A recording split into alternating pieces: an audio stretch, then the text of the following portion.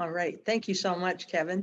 And good morning. Welcome everyone to our presentation on the mining sector employment timeline.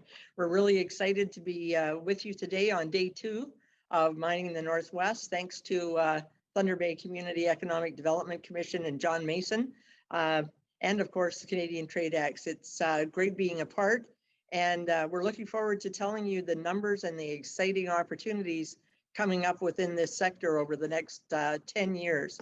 That's what we've gotten our figures together for you today. So just over a 10-year window.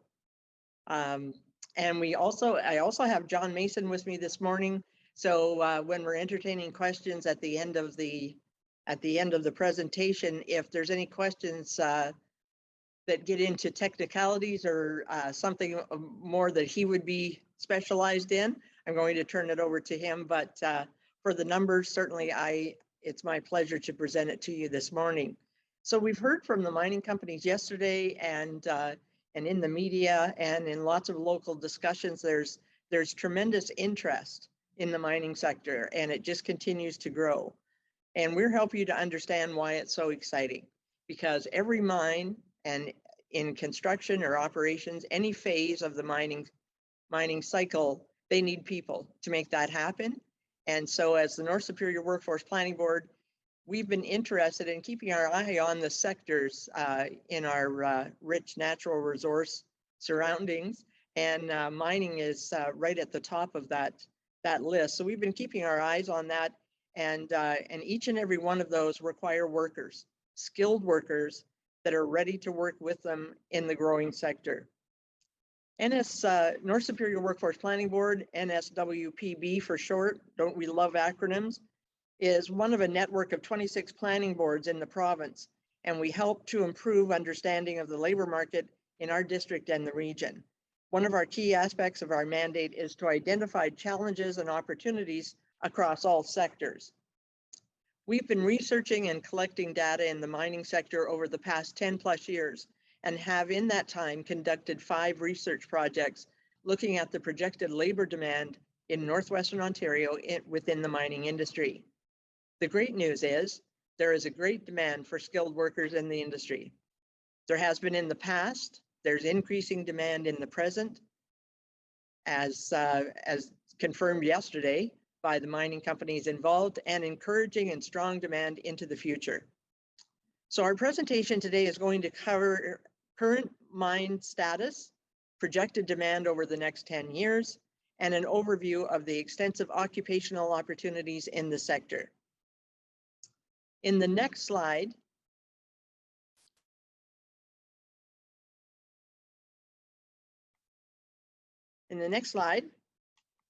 so the first is current mine status. So in this slide, there you'll notice that I'll just go through the legend. So the color coding, all of the mining companies and sites that are in green are producing mines at the present time, except the exception, the second one from the top, Rainy River, the Intrepid Zone, that right now is in construction, and it's going to start producing in 2022, projected to start then. The dark blue or black color are, they're not in service at the moment, so pre-construction. The blue with the black lines is construction, and then the light blue color is when they kick into production. So on the left-hand side of the screen, there's actually 16 mines listed, and these are the ones that are producing, or the ones that show the most promise to be up and running and producing over the next number of years. And so they do align with the intel that John Mason keeps us up on, as well as it also aligns with Thunder Bay CEDC's recent mining readiness strategy. So we're all talking and looking at the same companies and looking off the same page. So there's presently 16. There are a total of 8 mines in pre-construction and or construction phase, and they're all slated to come into operations over the years between 2022 to 2025. In each of the rows, you'll see the name of the mine site along with the the owner, followed by color coding that denotes pre-construction, as I've mentioned before, construction, production, not in service, and then the green are producing mines. This slide is of the same 16 mines, but in a different order, I believe, somewhat, just to throw you off. But it includes and outlines the name of the mine, the owner company, construction start year, duration of construction, production start year, and the forecasted mine life, and then the life of the mine beyond 2021. So I know we're going through these slides fairly quickly, and my apologies for that, but you will have an opportunity to get these slides after, and you'll also be able to revisit the presentation to go over it and take your time going through the numbers. But just as an example, let's go down to Eagle's Nest. So we'll go along that row. So Eagle's Nest is owned by Noront. Construction start year was 2021. The duration of construction is projected for 2 years, so they should be producing in 2023. Their forecasted mine life is 11 years. Now I have to move everybody's faces on my screen to get that so I can actually read what I'm saying here. All right, so Eagle's Nest, 11 years. And so the numbers are from a previous, so all of our data, my apologies, is a compilation of technical reports that are available on the operating mine sites websites, as well as previous reports done by NSWPB over the last 10 years. Our most recent one was 2019, and the numbers are holding pretty strong and true. And also intel provided by Community Economic Development Commission and John Mason as the mining manager there. And so looking through over to the last column for Eagle's Nest, the life of the mine from 2021 is down for 11 years following that. So it's got a good strong indicator just for Eagle's Nest, and all the other ones you can see they have corresponding mine life. So if you look at the last column, life of mine from 2021, there are some really strong and long-term mining life still there. And of course, this is discounting any exploration or any changes in their operations in the coming years. So we'll try to sustain this or maintain this list and have it on our website for you to see after.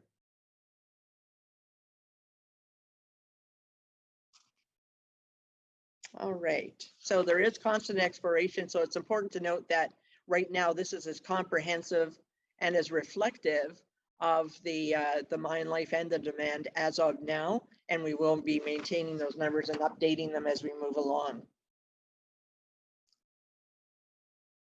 So the data presented here is based on our mining reports, technical reports available to the public on the mining websites, along with our partnership with Thunder Bay CEDC and the intel into the sector through John, the project manager rather, and the mining services arm of the Economic Development Commission. And they're also in sync with the mining readiness document that Thunder Bay released over this past year. So now for the numbers and why we're so excited to share this with you. So the next slide is going to show you the projected workforce demand. All right, so here I'm not too sure if the colors are going to be the same depending on what you're viewing from. So my laptop looks much different than the one that you're seeing. So I'll go over the colors. Could you move those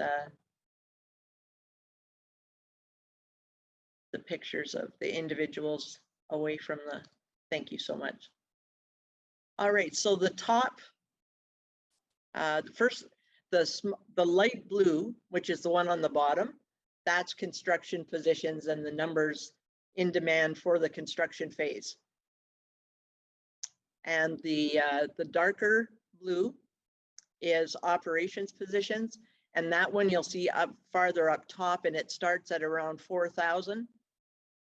and then it goes up, stays fairly constant to 2027, and then goes down. But again, this is just on the information that we know now. So it doesn't include future explorations or mines starting up. The dark black line, or is it red? The red line at the top, that's just over 5,200, give or take approximately. That is the total number of positions that are in demand at any given time over the next 10 years. And the dotted line, that is the annual average required. So even if you're just looking at the average, over the next 10 years, they're going to require anywhere between 4,700 people per year up to 4,800, depending on what the exact line is for that dotted line. But so still really, really strong indicators. So if you look down at the very bottom of the screen, the construction positions in 2021, just over 1,300. 2022, it's rising a little bit, just under 1,800. And then most of the construction, again, you'll see it dropping down in 2023. And so the numbers will be reducing for that. However, at the same time, the operational positions start moving upwards. So on the second line, that row that includes the numbers, pardon me, you'll notice for operations in 2021, there's 3,922 workers employed in mining. In 2022, it jumps up to 4,224. And then you can follow along, and we actually top up to 5,737 in the year 2027. So that's really strong. And then you'll notice through the operational numbers will start declining, but still a very strong indicator of over 4,000 jobs, or just under 4,800 jobs every year. Thank you. And so the total positions, again, just to show you how encouraging these numbers are and strong the demand, right now in 2022, total positions are 5,289, rises to 5,978 in 2022. And you are all more than able to read along, so I won't go through all of them, but again, it tops up to 5,782 in 2025, and then gradually drops down, but then we're all hopeful for additional exploration and new mines coming on.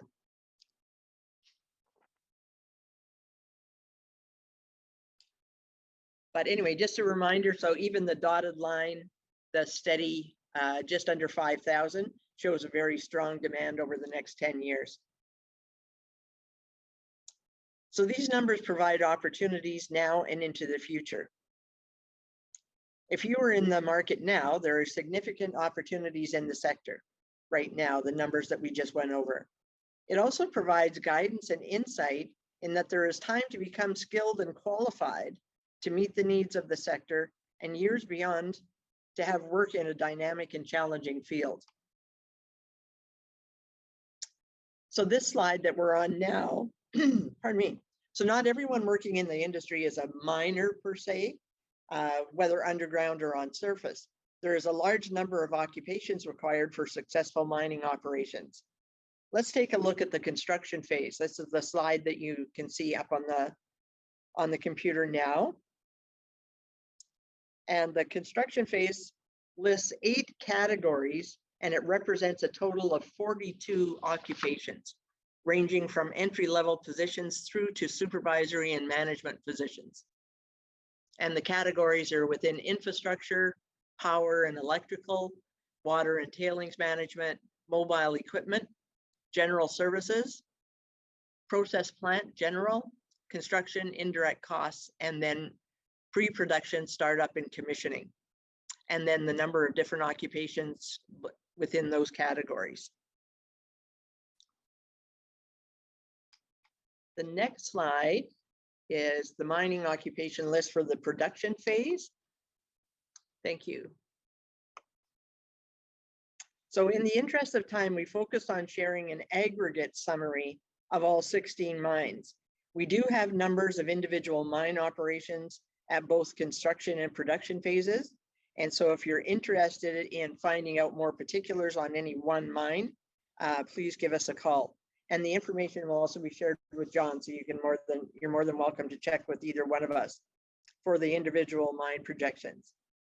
So again, these projections are based on historical data in this industry through many sources, not the least being the Mining Human Resources, the Federal Sector Council, Prospectors and Developers Association, the Ontario Mining Association, to name a few, as well as Thunder Bay CEDC Mining Department.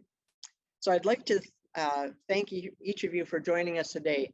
But in this one, slide 10 outlines 6 occupational categories within the production or operational staff required. And it has a total of 71 occupations or positions, ranging from entry level through to supervisory or management positions, my apologies. So the different categories there are G&A services, technical services, maintenance, supervision operation, and then mill and assay lab positions. So again, we just only brought you the numbers of the 16 mines in an aggregate form, but you can see the solid demand there coming over the next 10 years. So I'd like to thank each of you for joining us today for the mining sector employment timeline. John and I are both here and we're prepared to entertain some questions. If you could enter those into the chat function through Zoom, that would be appreciated, and we'll respond to the questions through that. For more information, I have our contact information, North Superior Workforce Planning Board. Again, I'm Madge, I'm the Executive Director. I'd be more than happy to hear from you and chat about the mining employment timeline. And that's my email address and the main phone number. And we're located at 600 Hewitson Street in Thunder Bay. So if you don't mind, we're going to switch over to chat so we can see if you've been posting any questions, because we'd love to hear from you. So we're going to stop sharing and check out the chat function.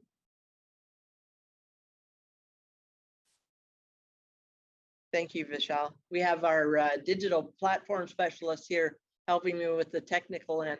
I was on a call earlier today and I flubbed it up. So I resorted to having him as my right-hand man here. All right, any questions?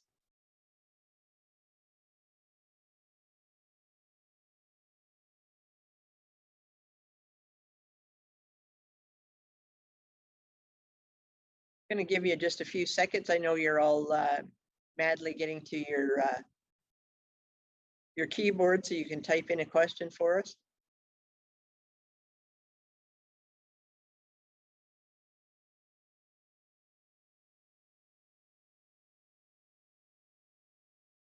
Okay, don't see any questions coming up, but just in case you would like us to let's share the screen again, please, Vishal, if we can, and perhaps we can go through those slides a little bit slower or show them to you in case you wanted to reference the slide or whatever. But we certainly thank you for taking the time and carving out some time from your busy schedules to listen to our presentation today. So thank you, merci and miigwech. So we're going to go back to the screen share. Oh, the shared window, okay.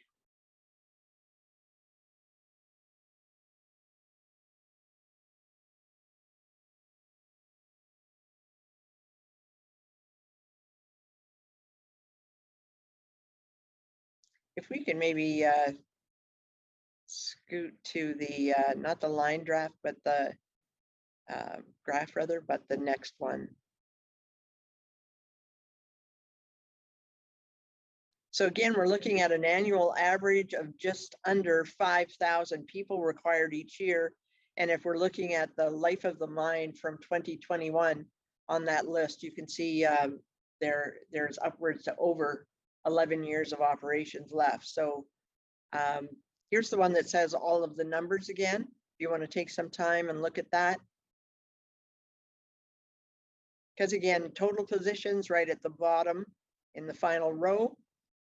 In 2021, we're at 5,289, and it steadily grows up to 2023, 5,831, and then it drops down, but just a few positions, and it holds really strong to 2027. So again, I think it's a real opportunity to start for the high school students to start thinking about what their career choices are going to be, and then looking at where they can get the training to be skilled and be able to compete for the positions in the mining sector.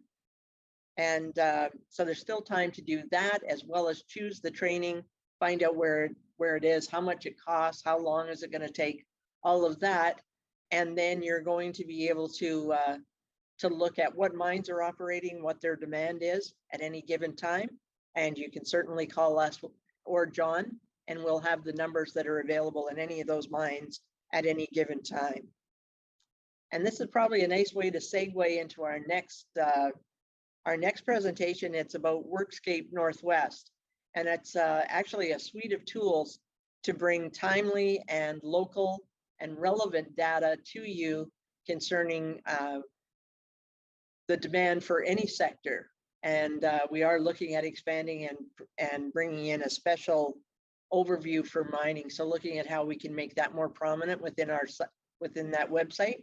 So it's a good segue. So I hope if some of your schedules will allow, we'd be happy to have you stay with us for the next half hour and see how easy those tools are to navigate and the wealth of information that can be found there. So any questions come up in the chat?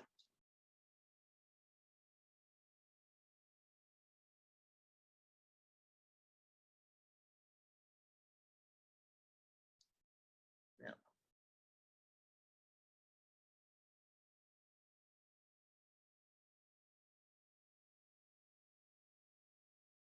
Okay, well, Kevin, it doesn't look like anybody has burning issues for any questions.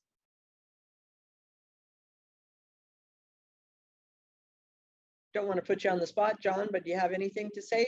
Any final comments? I think one of the pieces that one could consider here is the fact that complementary to this presentation and this roll-up by Madge and Michelle and her team, I would suggest the HR coordinators that are there for the beck and call. There's obviously those who are not aware with respect to this 3-day event. One can book time with those very busy HR coordinators at many of the projects that Madge spoke to today, and that gives one an opportunity then to ask specific questions about their projects. And I think it's a very opportune time to use the data from this presentation, but then also take that also in to a level where you can deal with the companies directly. Excellent. Thanks, John. Oh, yes, Marlene Davidson, please. You have a question? Hi, Madge. Hi, how are you today? I'm fine. Haven't seen you for a couple of years. I know. This is We're great looking work. good. We're not aging at all. No, we're not. You know, I've often said to any of the proponents that I meet with that you really need to get into the career fairs at the high schools. The high schools should have this information. This is amazing what you put together here. I think that this is something that and updated all the time, because we have new projects that are just on the verge of coming into being into construction. So I think that, you know, that what you've done is really great. And I think that it needs to get into the high schools. That's where it has to go, because kids don't understand, you know, what kind of jobs there are, because we have bursaries going out for mining and they think, well, what can I get into that I could work in a mine? I don't run a shovel. I don't run a truck. But there are so many other things that they can do on a mine. So to me, that's what has to happen here, because those are the people that you're going to need. Yes, thank you so much, Marlene. You're absolutely right. And we will share this information and make ourselves available to perhaps go to some of the high schools and speak to the numbers. Because again, I think a lot of them aren't familiar with all the occupations that could be, that would be required at any working mine site: occupational health and safety nurses, and as well as accountants. Oh my goodness, there are just so many. But I think also it's a different life if you work underground and then on surface in the milling facilities or whatever. And so there is a huge variety of occupations that I think they may not be aware of and think, oh, well, that's not for me. But yeah, so we'll have to make it more available. But and I think it's also, I think you're also right. We should be kind of building it up a little bit more as well on our websites, and also in our community discussions or consultations with people. And again, we tried to really advertise for this 3-day event, and I think we've had a lot of interest that was garnered. There's been a lot of people coming in and out of the sessions over the last couple of days, and so hopefully the story is getting out there more and more about the opportunities there, because Northwestern Ontario isn't just a great place to live, it's also a great place to work. And there's lots of opportunities for employment. So thank you so much, Marlene. Thank you. Anyone else like to pose a question through through raising their hand or whatever? Session has a few more moments left, I think. I'm not tracking too closely, but we're almost there. But I see my colleague has joined us. Justin is here for the next presentation. He's kind of the guru for this suite of tools, so he's my go-to guy. And he's going to, now that we're in Zoom format, he's actually going to do more of a demo to show you just how easy it is to move around these suite of tools, and what the wealth of information that is included within these tools. So with that, again, thank you so much for carving out some time to join us today. I hope you're encouraged by the numbers, and by all means, reach out to myself or John Mason, and we'd love to talk to you about the mining industry, because there's a wealth of opportunity there, pun intended. Thank you so much, Kevin. Thanks everyone for joining us this morning. We wanted to introduce you to Workscape Northwest. It's a suite of tools that we have on our website, and it's to bring forward local, timely, and relevant labor market information to you, to all of our stakeholders. So it's good for the businesses and company owners to check, and as well as job seekers, our service providers that help people find employment, guidance counselors from the high school, etc. We're really, really excited with the tools, actually. As the North Superior Workforce Planning Board, if I could just back up for a moment and give you some history and context, we're one of 26 boards in the province. And one of our primary mandates or goals is to provide timely and local and relevant labor market information to you as decision makers within the district and the region on what jobs are available, what jobs are you interested, when are they available, how do I apply, what's happening in the labor market, and how many people want me to work for them, what are the postings available. And so we've been struggling and trying to find that information that we could provide in a timely fashion to you. So we were looking at a number of different platforms, and we have settled upon this one that we found through our colleague that's joining me today, Justin Falconer from Windsor, Essex. Thanks for joining me today, Justin. Thanks for the invitation, Madge. Yes, this is great. So he is kind of the guru that I go to for this suite of tools. But just before I turn it over to him, because we're in a different platform, we're in Zoom, Justin's actually going to be able to do a live demo with you, because I know if people in general, have different comfort levels working on computers and going into websites and moving around on the pages within there. And so we all have different comfort levels. And so Justin and I were really excited to meet with you today because we want to show you how easy it is to find all the information that we've prepared and gathered for you in Workscape Northwest. So Workscape, the scape within the word Workscape is short for Skills, Careers, Assets, and Programs Explorer. So it's a suite of labor market tools that provides an extensive representation of the labor market in the North Superior Workforce Planning Board region. So it also extends into Rainy River and Kenora, especially as it pertains to the mining sector, because there's so many mining sites within those other two districts, but all within Northwestern Ontario. So what Workscape Northwest does, it aggregates job postings from upwards to 40 sources, along with a host of community resources, has a career pathway explorer, and more into one central location that the public can access whenever you want to. Workscape Northwest will simplify the way people look for work while also enhancing knowledge of the local labor market by generating timely reports on labor supply and demand data. And I believe those are available each and every month.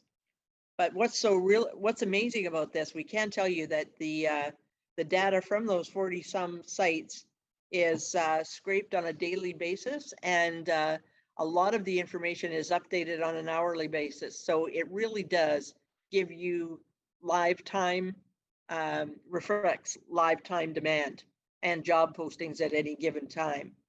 So I'd like to introduce you to Justin. So he's our colleague. He's with Windsor-Essex Planning Board.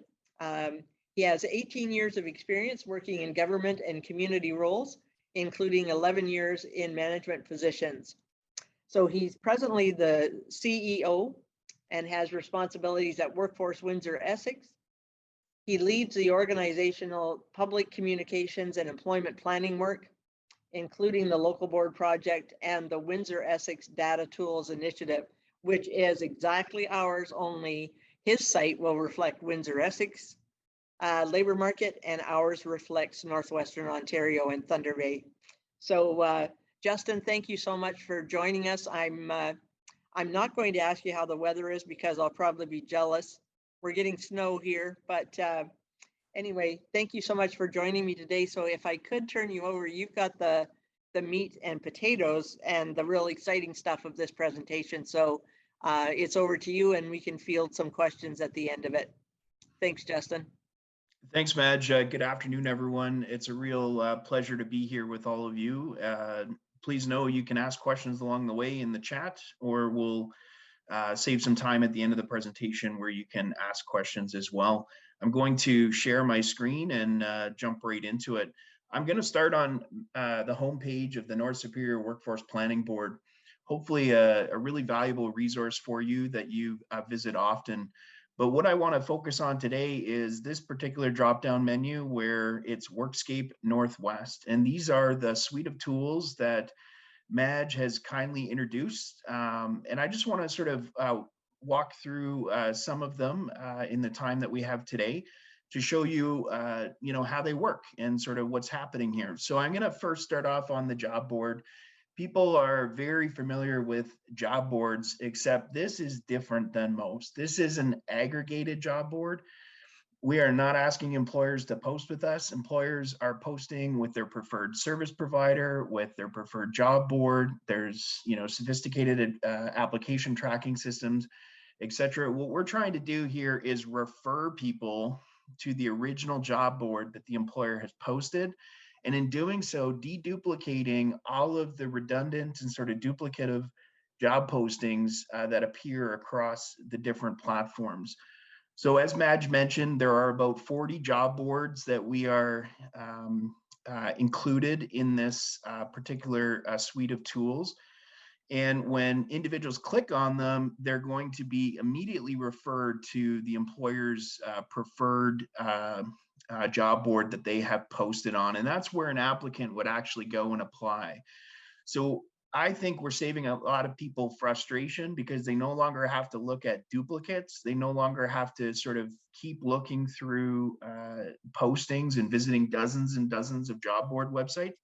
They can find all of this information in real time today. So right now, this hour, in the Northwest Superior Workforce Planning Board's region, there are 1,837 active job postings that are taking applications. And basically this number changes on an hourly basis as new job postings are imported from, again, 40 different websites: Canada's Job Bank, Workopolis, Indeed, Charity Village, Eluda, etc. And so we're just trying to make things a little bit easier for you. Much like what you would expect on any job board, you can do a keyword search. It's going to, bring things up that are most relevant to you. It's also going to intrinsically be, pulling from some of the knock codes that you see here, so that you can sort of find exactly what you're looking for based on your, keyword search. Here's a keyword search for security. Of course, it's going to grab a lot of the security guard positions that exist. There's one for the casino, etc. And what's nice here is you can click on, any one of these companies. You can click on this one, for example. You can see a bit about the company, as well as a listing of their active job postings and their expired job postings, as well as their job posting history. So again, for as long as, Madge has been running the website, we have history on sort of the frequency in which this employer posts. And so you can sort of see this in real time. So all of this information is in the background. It's available to you at no charge. You can sort of dig deep and, sort of explore as you go. You can also, interestingly enough, you can jump right over to any occupation in order to do research. So of course you can go to job post and apply. And while you're waiting to hear back from that employer, you can also research the position. So like, let's say I was interested in sort of, a certain position, and I'm just going to sort of bring one, you can click any one of them. I'm going to bring up medical laboratory technicians, because Life Labs is posting a lot right now, obviously. You can click on this, and what's interesting is you can see everything you need to know about this occupation, the occupation code, the title, the description, some of the job titles that we're associating with this particular knock codes. You can explore in real time some of the salary or wage information that we're finding in job postings.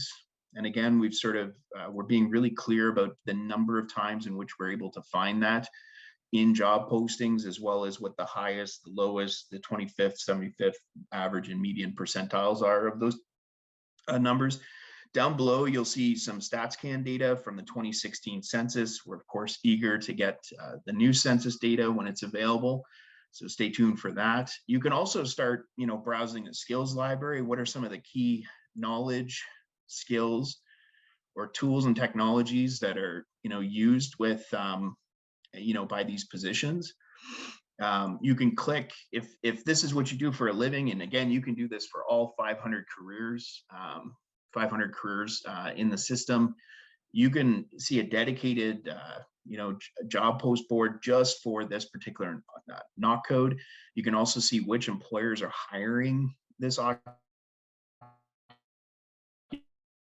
code, and so what opportunities exist and what sort of companies are in this space. You can see, career paths. If you were this and you wanted to sort of maybe move to another occupation that's related a little bit, or part of career paths, you may go from being a medical laboratory technician to another type of technician.